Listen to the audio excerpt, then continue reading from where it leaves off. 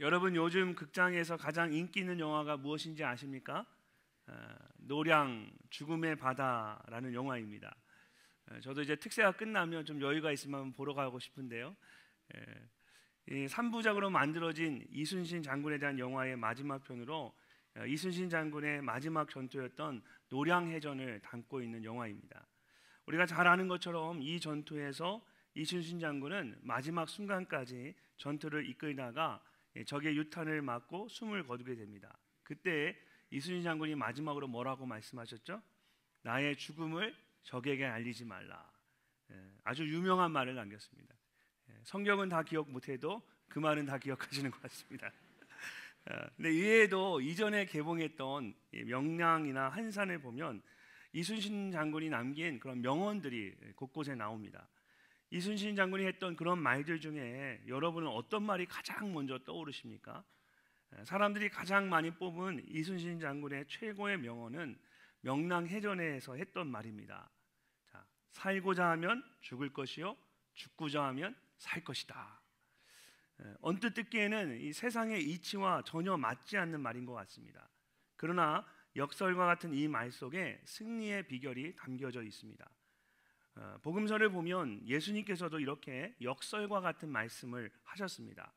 한 알의 밀이 땅에 떨어져 죽지 아니하면 한 알 그대로 있고 죽으면 많은 열매를 맺느니라.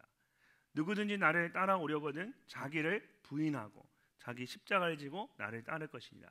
누구든지 제 목숨을 구원하고자 하면 잃을 것이요 누구든지 나를 위하여 제 목숨을 잃으면 찾으리라.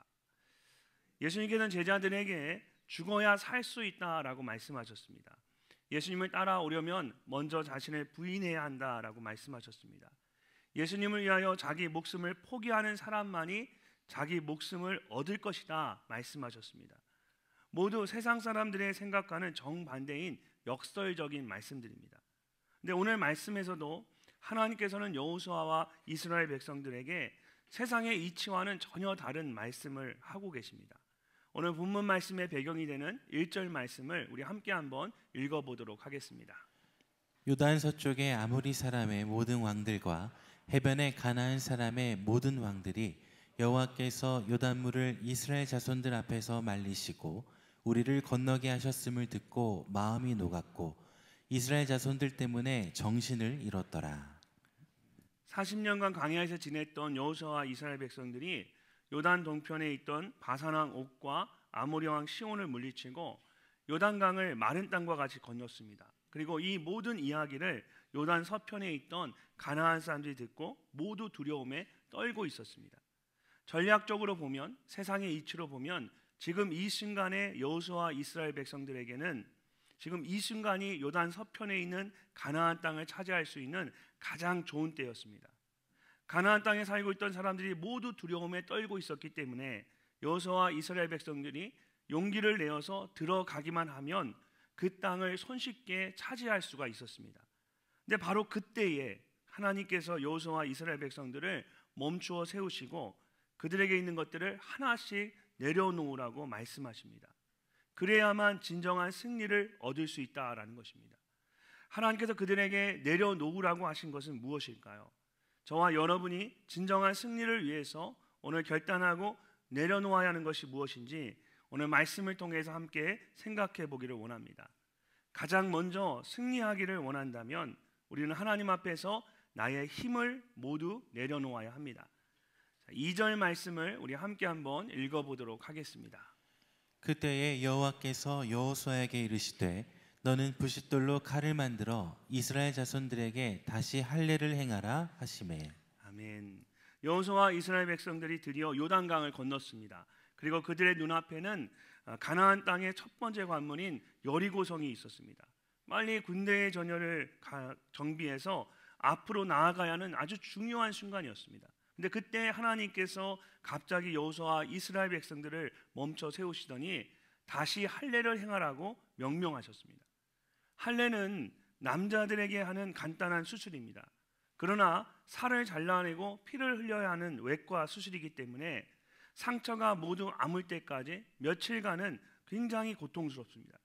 그래서 적어도 일주일 이상은 아무것도 하지 않고 그냥 누워 있어야만 합니다. 이스라엘 백성들은 아브라함 때부터 할례를 행하기 시작했습니다. 하나님께서 아브라함과 함께 언약을 세우셨는데 그 언약의 증표로서 모든 남자들에게 할례를 행하도록 하셨던 것입니다. 그래서 아브라함 때부터 이스라엘 남자들은 모두 할례를 행했습니다. 그런데 애굽에 나와서 40년 동안 광야에서 지내면서 더 이상 할례를 행할 수가 없었습니다. 천막을 치고 거두며 계속해서 이동해야 했기 때문에 할례를 행할 수 있는 환경이 되지 않았던 것입니다. 그러면서 애굽에서 나올 때에 이미 할례를 행했던 출애굽 1세대들은 모두 죽고 광야에서 태어나고 자라서 할례를 행할 수 없었던 출애굽 2세대들만 남게 되었습니다.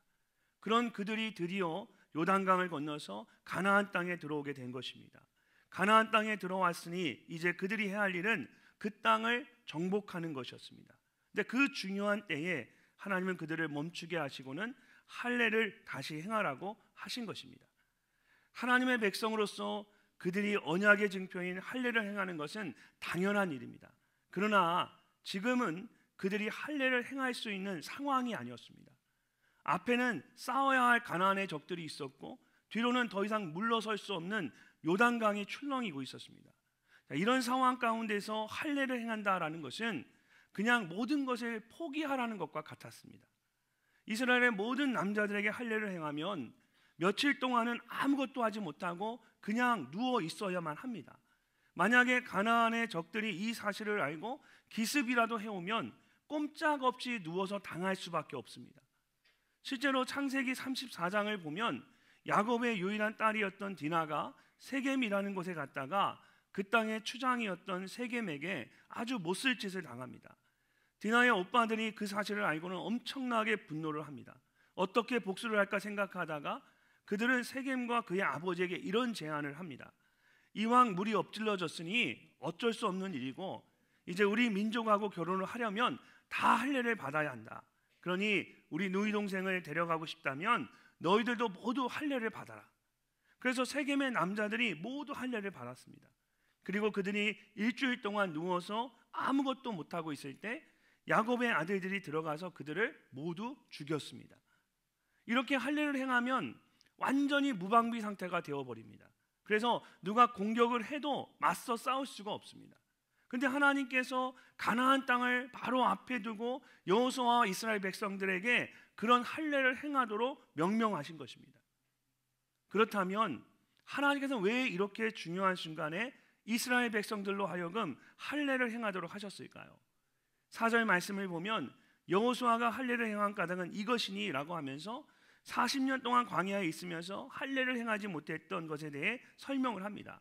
그러면서 6절에서 이렇게 말합니다. 우리 함께 한번 6절을 읽어보도록 하겠습니다.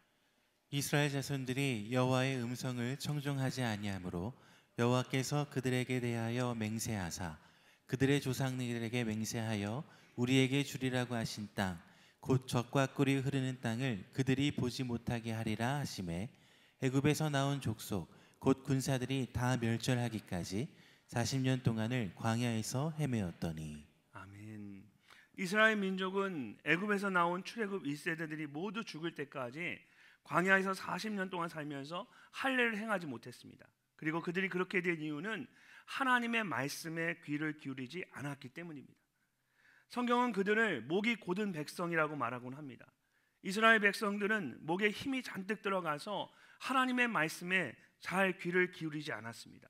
그래서 하나님께서는 지난 40년 동안 광야의 시간을 통해서 그들을 낮추시고 겸손하게 하셨습니다.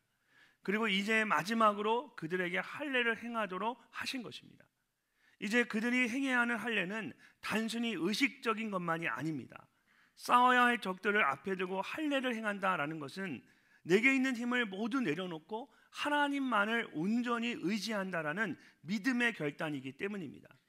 하나님께서는 그런 의미로 이스라엘 백성들에게 할례를 행할 것을 명령하신 것입니다. 여러분, 저는 물을 굉장히 무서워합니다. 사람들이 그냥 힘을 빼고 있으면 물 위에 뜬다라고 말하는데 저는 그렇게 말하는 사람들이 제일 싫습니다. 그 말을 믿고 제가 물에 들어갔다가 몸이 굳어져서 물을 먹은 적이 한두 번이 아니기 때문입니다. 제가 이렇게 물을 무서워하는 것은 어렸을 때에 그 수영장에서 수영을 하다가 제가 물에 빠질 뻔한 적이 있었기 때문입니다. 물에 빠져서 허적거리는데 안전요원들이 저를 건져주지를 않았습니다. 한참을 기다렸다가 제가 힘이 다 빠진 후에 저를 건져줬습니다. 그러니까 그때 생겼던 이 트라우마 때문에 지금도 저는 물이 굉장히 무섭습니다. 그래서 구명조끼를 입고 물속에 들어가도 몸이 물에 잠기는 것 같습니다. 실제로 안전요원들이 저를 이렇게 바로 건져줬으면 정말 좋았을 텐데 처음에는 왜 제 힘이 다 빠질 때까지 제가 기다렸는지 잘 몰랐습니다.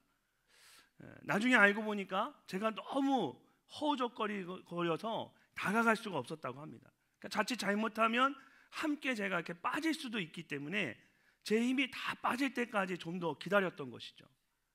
이처럼 하나님께서 우리를 도우셔서 승리하게 하고 싶어도 우리가 힘을 빼지 않으면 하나님의 도우심이 아무 소용이 없게 됩니다. 그래서 하나님께서는 우리의 삶 가운데 역사하시기 전에 우리가 스스로 우리의 힘을 빼고 하나님만을 온전히 의지하기를 원하시는 것입니다. 지난 송구영신 예배 때에 함께 나눴던 야곱을 한번 생각해 보십시오. 하나님께서 야곱의 인생 가운데 나타나셔서 하늘의 문을 활짝 열어주셨습니다. 그런데 언제 그의 인생 가운데 나타나셨습니까? 야곱이 지쳐서 길 위에 덜썩 주저앉았을 때였습니다. 내 힘으로 할 수 있는 것이 아무것도 없다고 깨달았을 때였습니다. 그래서 모든 것을 내려놓고 깊은 잠에 들었을 때에 하나님께서 야곱의 인생 가운데 하늘의 문을 활짝 열어주셨습니다. 우리는 야곱처럼 하나님 앞에 모든 힘을 빼고 덜썩 주저앉아야 합니다. 잠을 자는 사람은 아무 힘이 없습니다.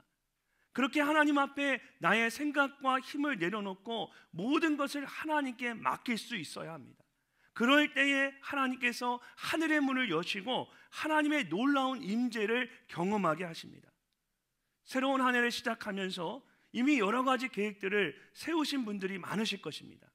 근데 성경은 우리에게 사람이 마음으로 자기의 길을 계획할지라도 그 걸음을 인도하시는 이는 여호와시다라고 말씀하십니다.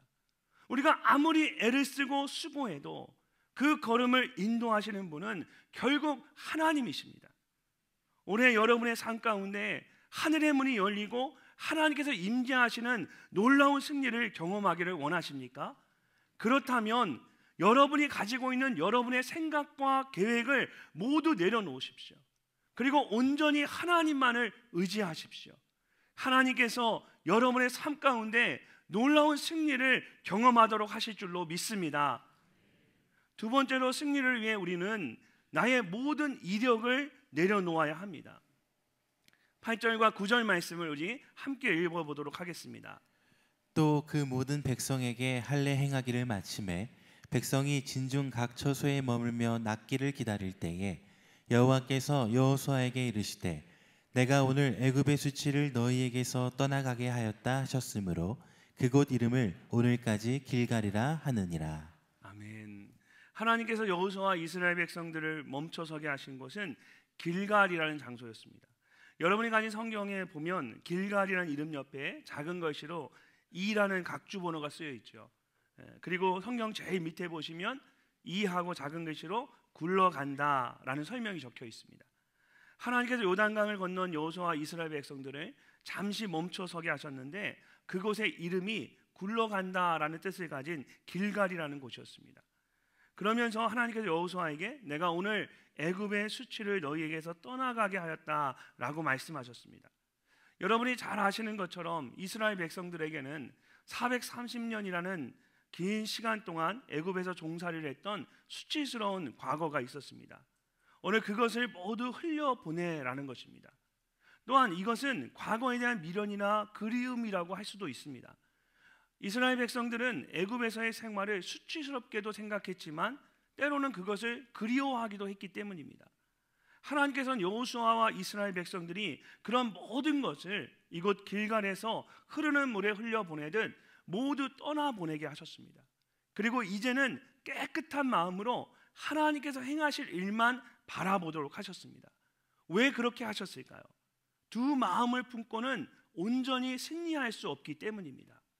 누가복음 9장을 보면 예수님을 따르겠다라고 하는 사람들에 대한 말씀이 나옵니다. 그들은 어디로 가시든지 내가 예수님을 따르겠습니다 라고 말했지만 정작 예수님께서 나를 따르라고 말씀하시니까 나로 내 가족을 먼저 작별하게 해주십시오 라고 했습니다. 그래서 예수님께서 이렇게 말씀하셨습니다.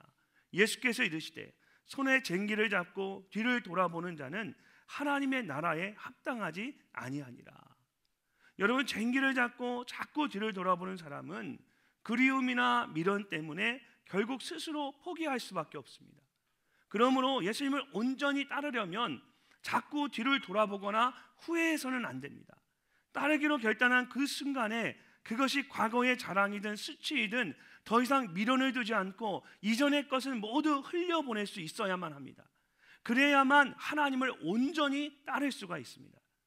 예수님을 따른다라고 했을 때에 바울에게는 그런 분명한 믿음의 결단이 있었습니다. 빌립보서 3장에 나오는 바울의 그 고백을 제가 함께 한번 읽어보도록 하겠습니다. 그러나 무엇이든지 내게 유익하던 것을 내가 그리스도를 위하여 다 해로 여길 뿐더러 또한 모든 것을 해로 여김은 내 주 그리스도 예수를 아는 지식이 가장 고상하기 때문이라. 내가 그를 위하여 모든 것을 잃어버리고 배설물로 여김은 그리스도를 얻고 그 안에서 발견되게 하림이니. 아멘. 바울은 태어나서 8일 만에 할례를 받았고 이스라엘의 베냐민 지파에 속한 사람이었고 존경받는 바리새인이었습니다. 그렇게 바울이 예수님을 믿고 예수 그리스도를 아는 지식이 그에게 가장 고상하고 중요한 가치가 되면서 그가 그동안 열심히 쌓아왔던 세상적인 이력들이 그에게 모두 해로 여겨졌습니다. 심지어 그는 그 모든 것을 배설물과 같이 여긴다라고 말합니다. 여러분, 배설물이 뭔지 아시죠? 세번역 성경에서는 이것을 오물이라고 했습니다. 그 모든 것을 오물로 여깁니다 이렇게 말합니다. 여러분, 혹시 우리 중에 화장실을 사용하고 나서 물 위에 떠 있는 오물이 너무 아까워서 물을 내리지 못하는 분들이 계십니까? 제가 미국에서 이 오물에 대해서 정말 마음으로 피부로 팍 경험한 적이 있습니다. 미국에서 제가 주택에 살고 있을 때에 저희 집 바로 옆에 땅속에 나무들이 많았는데 이 나무들 중에 하나가 땅속에 이렇게 뿌리가 깊게 내리면서 하수관이 막혀버린 적이 있었습니다. 그것도 모르고 저희는 계속 화장실을 사용하고 물을 사용하니까 그 땅속 배수관에 이 오물들이 하나씩 차곡차곡 쌓인 겁니다. 그러다가 어느 날 여기서 주여 하시면 이것도 주여인가요 우리가? 예, 주여 해도 될 것 같습니다. 그때 정말 제가 말씀을 드리는데 그래서 배설물이 이렇게 쌓이는데 저는 전혀 몰랐는데 어느 날 화장실을 쓰고 이제 물을 내렸는데 내려가야 할 물이 역류를 해서 집 안에 있는 모든 변기와 욕조로 오물이 막 올라오는데 그것도 밤이었거든요.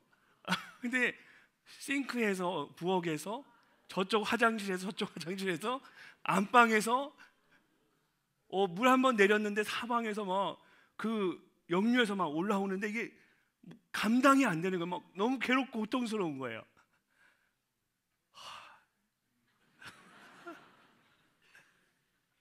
바울은 자신의 모든 이력과 자랑을 그런 배설물과 같이 여겼던 겁니다. 정말 끔찍하게 여겼던 거예요.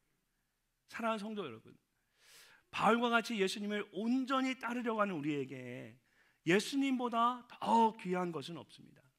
우리는 질그릇과 같은 내 안에 보배이신 예수 그리스도를 담고 살아가는 사람들입니다. 그렇다면 예수님 외에 다른 것에 대해서는 이제 더 이상 미련을 가져서는 안 됩니다. 그것이 과거의 아픔이든 자랑이든 미련 없이 모두 떠나보낼 수 있어야 합니다. 그렇게 여러분 자신을 온전히 비울 때에 하나님께서는 더욱 귀한 것으로 여러분을 채우실 것입니다.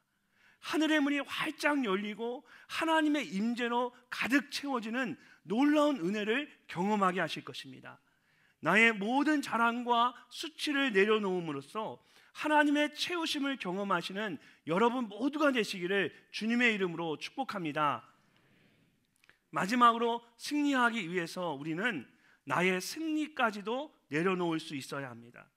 나의 힘과 지나온 나의 이력과 함께 하나님은 내가 이기겠다라는 그 생각 자체도 내려놓아야 우리가 진정으로 승리할 수 있다라고 말씀하십니다. 13절과 14절 말씀을 함께 읽어보도록 하겠습니다. 여호수아가 여리고에 가까이 이르렀을 때에 눈을 들어 본즉 한 사람이 칼을 빼어 손에 들고 마주 서 있는지라. 여호수아가 나아가서 그에게 묻되 너는 우리를 위하느냐 우리의 적들을 위하느냐 하니 그가 이르되 아니라 나는 여호와의 군대 대장으로 지금 왔느니라 하는지라. 여호수아가 얼굴을 땅에 대고 엎드려 절하고 그에게 이르되 내 주여 종에게 무슨 말씀을 하려 하시나이까. 아멘. 여호수아와 이스라엘 백성들이 길갈에서 할례를 행하고 유월절을 지켰습니다. 그리고 드디어 여리고 성으로 이동하기 시작했습니다. 근데 그때 칼을 든 한 사람이 그 길 위에서 그들 앞에 나타났습니다. 묘한 긴장 가운데 여호수아가 그에게 물었습니다. 당신은 우리 편입니까? 아니면 적들의 편입니까? 그러자 그가 나는 이 편도 저 편도 아니고 여호와의 군대 장관이다 라고 말했습니다. 무슨 뜻일까요? 그가 하려고 하는 말은 이것입니다. 여호수아야, 내가 감히 하나님의 군대 장관에게 어느 편이냐고 묻느냐? 나는 내 편도 아니고 다른 편도 아니다. 나는 오직 하나님의 편이다. 전쟁을 앞둔 여호수아에게는 그 한 사람이 내 편이냐 아니냐, 누구의 편이냐가 가장 중요했습니다. 그래서 너는 우리를 위하느냐 우리의 적들을 위하느냐라고 물었던 것입니다. 근데 하나님께는 그것이 가장 중요한 것이 아니었습니다. 하나님의 사자가 나는 여호와의 군대 대장으로 지금 왔노라고 말한 것처럼 하나님께서 보시기에는 여호수아와 이스라엘 백성들이 하나님의 편에 서 있느냐 아니냐가 가장 중요했던 것입니다. 미국의 남북전쟁 때 북군의 지도자들이 함께 모인 자리에서 교회를 대표하는 사람들 중에 한 분이 링컨 대통령에게 이렇게 말했습니다. 하나님이 우리 편이 되어 북군이 승리하게 해달라고 온 교회가 낮마다 눈물로 기도하고 있습니다. 당시 남북전쟁의 상황은 북군에게 불리하고 힘든 상황이었습니다. 그래서 그런 기도가 힘든 전쟁을 하고 있는 대통령에게 큰 힘이 될 것이라고 생각했던 것입니다. 그런데 링컨 대통령이 그 말을 듣고 그에게 이렇게 대답을 했습니다. 하나님이 우리 편이 되어달라고 기도하지 말고 우리가 항상 하나님 편에 서게 해달라고 기도해 주십시오. 우리가 하나님 편에 서게 해달라고 기도해 주십시오. 링컨 대통령은 하나님께서 북군에게도 함께 하시고 남군에게도 함께 하신다는 것을 알았습니다. 그렇기 때문에 북군과 남군 중에 지금 누가 더 하나님의 편에 서 있느냐가 가장 중요하다는 것을 알았습니다. 결국 그것에 따라 전쟁의 승패가 결정되기 때문입니다. 우리는 기도할 때에 종종 하나님 우리와 함께 해주십시오 라고 기도합니다. 근데 사실 하나님은 항상 우리와 함께 하십니다. 성경을 보면 하나님께서 가장 많이 하신 말씀 중에 하나가 내가 너와 함께하리라, 영원히 함께하리라는 약속의 말씀이었습니다. 그런데도 우리는 자신도 모르게 하나님 나와 함께해 주십시오 라고 기도하는 것입니다. 여호수아와 이스라엘 백성들도 마찬가지였습니다. 하나님께서는 여호수아와 이스라엘 백성들에게 이미 여러 번 내가 너희와 함께하리라고 말씀하셨습니다. 그런데도 여호수아가 하나님의 사자를 마주하고 가장 먼저 너는 누구의 편에 서 있느냐고 물었던 것입니다. 사랑하는 성도 여러분, 누군가 나의 편이 되어 주어서 내가 승리하는 것이 중요한 것이 아닙니다. 정말 중요한 것은 하나님의 사자가 나는 하나님의 군대 장관이다 라고 담대하게 선포했던 것처럼 나는 하나님의 사람이다, 나는 하나님의 군대입니다 라고 담대하게 선포할 수 있는 것입니다. 요한복음 16장을 보면 예수님께서 제자들에게 마지막 때에 있을 일들에 대해 말씀하신 후에 마지막으로 이렇게 말씀하셨습니다. 이것을 너희에게 이르는 것은 너희로 내 안에서 평안을 누리게 하려 합니다. 세상에서 너희가 환난을 당하나 담대하라, 내가 세상을 이기었노라. 예수님께서 십자가에 죽으시고 다시 사심으로 죽음을 이기시고 승리하셨습니다. 그러므로 우리가 진정으로 승리할 수 있는 길은 이미 승리하신 예수님 안에 거하는 것입니다. 그럴 때에 우리는 예수님으로 인하여 승리하는 삶을 살아갈 수가 있습니다. 사랑하는 성도 여러분, 올 한 해 어떤 상황 속에서도 하나님의 편에 서는 여러분이 되시기를 바랍니다. 나를 위한 승리가 아닌 하나님을 위한 승리를 위하여 하나님의 편에 설 때에 하나님께서 여러분을 더욱 담대하게 하시고 모든 상황에서 여러분으로 하여금 승리하게 하실 줄로 믿습니다. 세상은 승리를 원한다면 절대로 포기하지 말라고 말합니다. 그것이 세상 사람들이 승리하는 방법이기 때문입니다. 그러나 하나님께서는 우리에게 진정한 승리를 원한다면 모든 것을 내려놓으라고 말씀하십니다. 그리고 그런 삶을 사셨던 가장 대표적인 분이 바로 예수님이셨습니다. 예수님께서는 하나님이셨음에도 불구하고 자신이 가진 모든 것을 다 내려놓으셨습니다. 하나님과 동등됨을 취하지 않으시고 오히려 자기를 비우셔서 종의 형체를 가지셨습니다. 자기를 낮추시고 죽기까지 하나님의 뜻에 복종하셨습니다. 그리고 그런 예수님을 하나님께서 직접 높여주셨습니다. 모든 이름에 뛰어난 이름을 주시고 예수님의 이름 앞에 모두 무릎을 꿇게 하셨습니다. 그리고 내가 세상을 이기었노라고 말씀하신 것처럼 세상을 이기는 진정한 승리를 얻게 하셨습니다. 사랑하는 성도 여러분, 우리가 세상을 이기는 것도 이와 같습니다. 예수님처럼 나의 힘을 내려놓고 나의 자랑을 내려놓고 나의 승리를 내려놓을 때 하나님은 우리로 하여금 세상을 이기는 진정한 승리를 경험하게 하십니다. 올 한 해 여러분의 삶 가운데 그런 놀라운 승리가 가득하시기를 주님의 이름으로 축원합니다.